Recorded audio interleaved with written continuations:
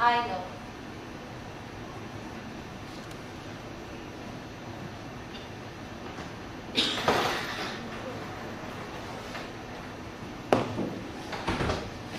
Chính हेर भित्तामा लड्दै पढ्दै चढ्दै छ क्या राम्रो पखेटा इन्द्रेणी रङको छ Mama?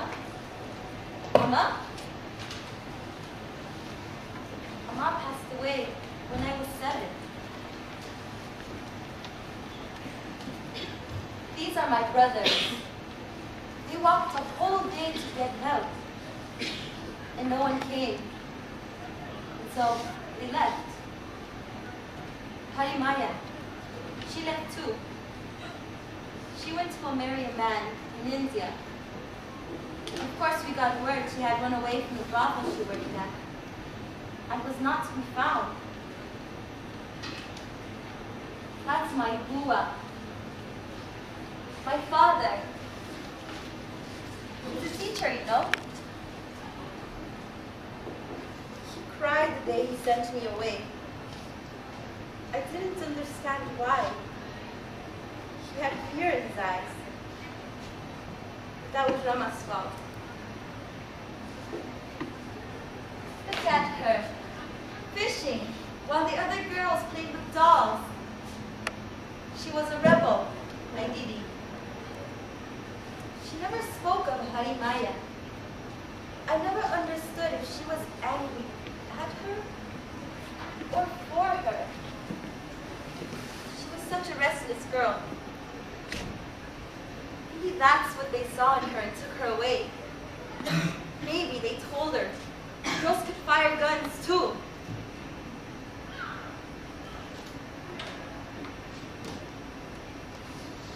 You see, my father was afraid they would come for me.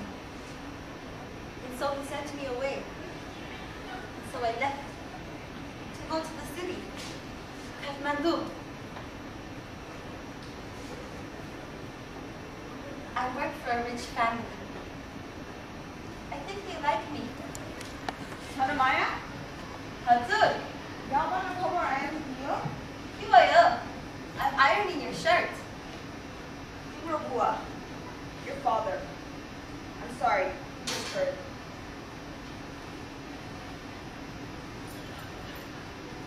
Hi. Nine. Chutna bolu. Chutna bolu. Nine. Nine.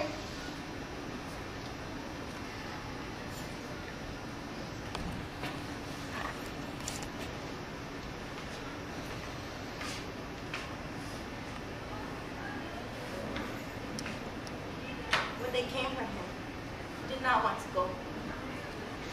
So they tied him to a tree in his schoolyard, shot him in the stomach, and left him there to bleed.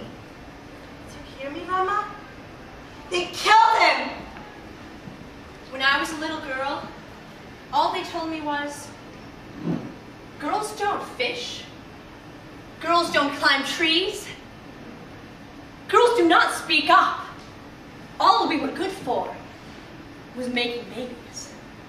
When Amma died, I swore I would never have any babies, never get married. Do you remember how she died? Having her 5th child? He did not make it either. Our brothers walked for a whole day and did not find a doctor. I swore I would become one. I swore one day I would open up a hospital. People laughed when I said this. And this time, they were right.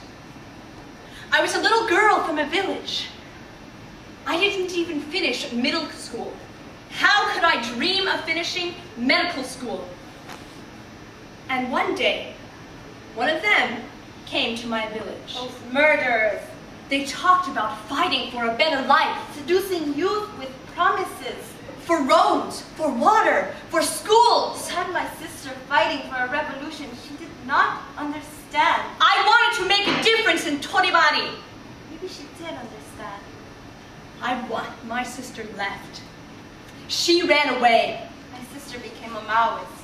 Ran away like everyone else. Cowards. I stayed. They killed my father! Enemies of the people's war must be defeated. There is no revolution without sacrifice. It is for the greater good.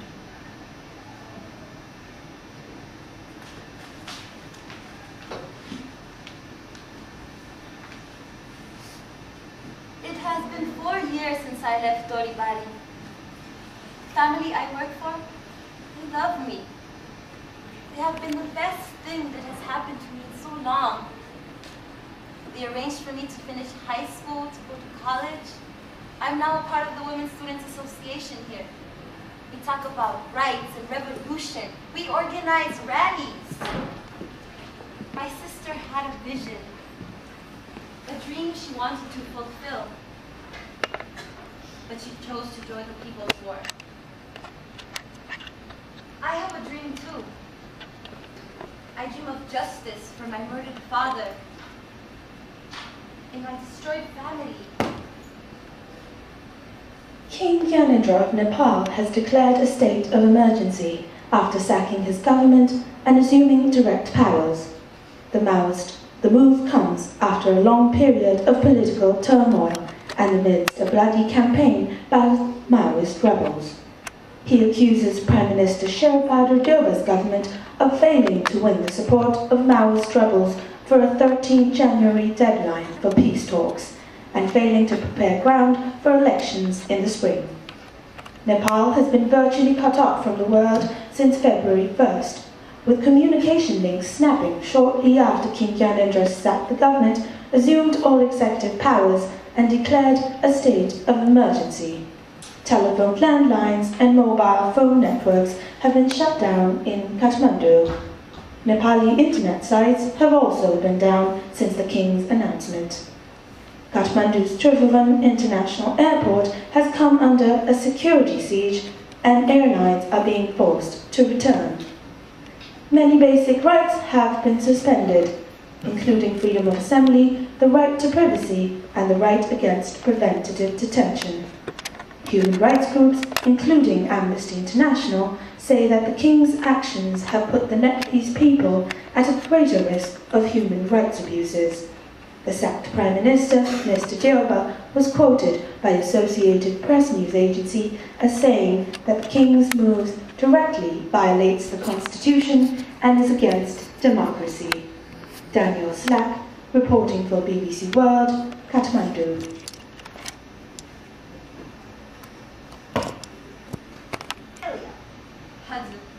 Do you know where Australia is?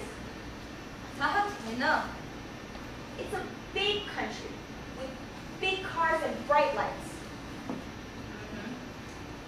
How would you and I want you to live with us in Australia and work for us? Manu, no. Think about it, okay?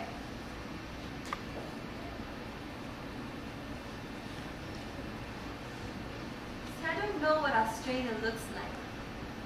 I mean, I'm sure it's full of beautiful people and endless opportunities. My future here is uncertain. But it's not just my future. My whole country's future is uncertain. If all of us started to leave, who would remain? Is this going to be a country of old people and babies? When I think about the immediate future, I'm not sure what lies ahead. 2 months of silence may continue to be 2 years of oppression. But I cannot leave this place. I cannot leave Nepal.